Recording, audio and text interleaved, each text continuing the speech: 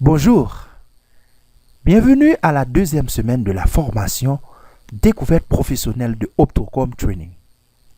La semaine 1 se basait sur l'étude de l'entreprise et de ses composants. Cette semaine, à son tour, se basera sur l'étude de biens et de services. Ce module présente les définitions des opérations sur biens et services, conformément aux recommandations officielles. Un bien est un produit, objet, un meuble, un immeuble, parfois un être vivant animal, que l'on possède suite à un achat, un don, un héritage. L'ensemble des biens d'une personne constitue son patrimoine. Tandis qu'un service est une action proposée ou demandée, effectuée par une personne ou un système. Le prestataire au profit d'une autre personne, bénéficiaire du service, client. Les opérations sur biens et services.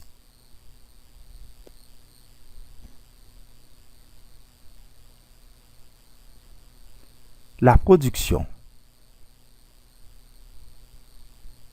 C'est une activité exercée sous le contrôle, la responsabilité et la gestion d'une unité institutionnelle qui combine des ressources main-d'œuvre, capital, biens et services pour fabriquer des biens ou fournir des services. La production englobe A. La production de tous les biens et services, individuels ou collectifs, qui sont fournis à d'autres unités que celles qui les ont produits. B. La production de tous les biens que leurs producteurs conservent à des fins de consommation finale ou de formation brute de capital fixe pour compte propre. C. La production pour compte propre de services de logement par les propriétaires occupants. D. La production de services personnels et domestiques par le personnel domestique rémunéré. E. Les activités bénévoles qui débouchent sur la production de biens, par exemple la construction de logements, d'un édifice de culte ou d'un autre bâtiment. Les activités bénévoles qui ne donnent pas lieu à la production de biens, par exemple les soins bénévoles aux personnes et aux biens et les activités de nettoyage non rémunérées, sont exclus. Consommation intermédiaire. Elle correspond aux biens et services utilisés comme entrée au cours de la production, à l'exclusion des actifs fixes dont la consommation est enregistrée comme consommation de capital fixe. Les biens et services concernés sont soit transformés, soit entièrement consommés au cours du processus de production. Les biens et services consommés dans le cadre d'activités auxiliaires, par exemple la gestion des achats et des ventes, le marketing, la comptabilité, l'informatique, le transport, l'entreposage, la maintenance, la sécurité, etc. La location d'actifs fixes, par exemple machines ou véhicules, logiciels et œuvres récréatives originales. Les redevances pour les contrats, baux et licences à court terme enregistrés en tant qu'actifs non produits à l'exclusion de l'achat au comptant de tels actifs non produits. Les cotisations, droits d'inscription et autres versés à des organismes professionnels sans but lucratif.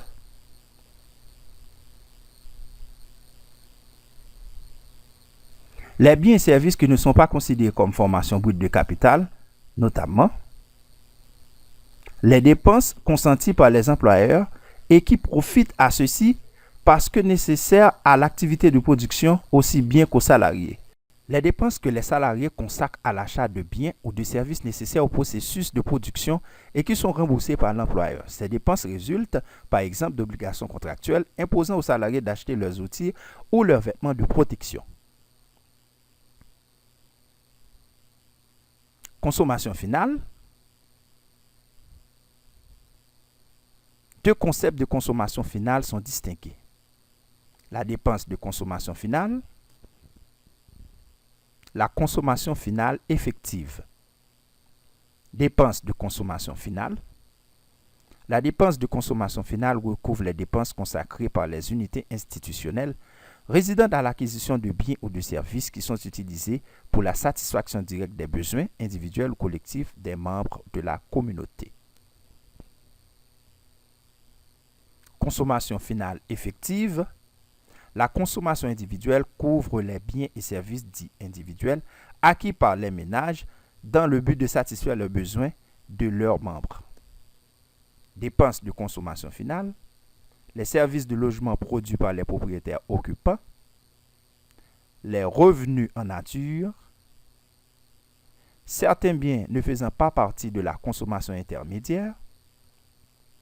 Les services financiers directement facturés, la partie utilisée à des fins de consommation finale par les ménages. Les services d'assurance à concurrence du montant du service implicite. Les services des fonds de pension à concurrence du montant du service implicite.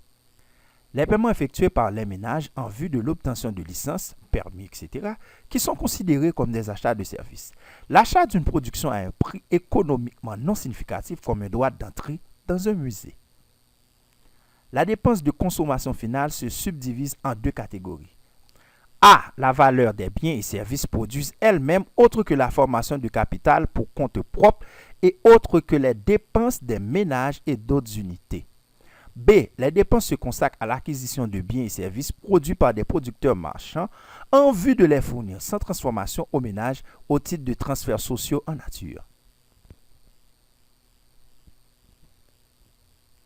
La dépense de consommation finale des administrations publiques comprend deux catégories de dépenses. A. La valeur des biens et services produits par les administrations publiques elles-mêmes, autre que la formation de capital pour compte propre, la production marchande et les paiements au titre de la production non marchande.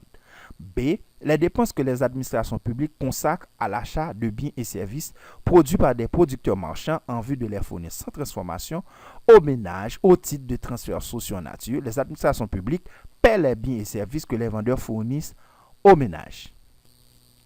D'autres points seront étudiés en profondeur dans la prochaine leçon concernant l'étude de biens et de services. À bientôt.